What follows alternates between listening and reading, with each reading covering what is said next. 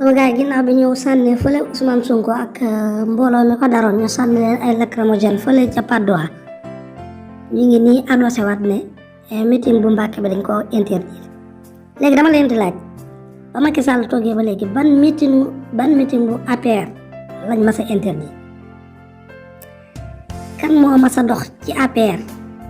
ci kilifa APR ñu koy sànni ay grenade lacrymogène man damay laaj réew mi ñi daan xeexal droit de l'homme onañu fuñ nekk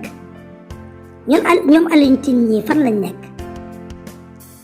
lan moo tax mënuñoo génn ñu wax ak Macky Sall mi publiquement lii mu nekk te du yoon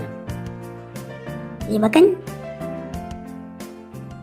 maanaam lii ñu yoroon ab buur sax maanaam doon dund ci ak njaam sax moo gën lii maanaam Macky Sall lim ñu teg fi mu toll nii moo raw ak njaam ñëpp taxaw di ko seetal kilifa diine taxaw di ko seetal waxuma la ñu taxaw di ko seetal waaye ñu koy dëgëral ci lim nekk sëñ bi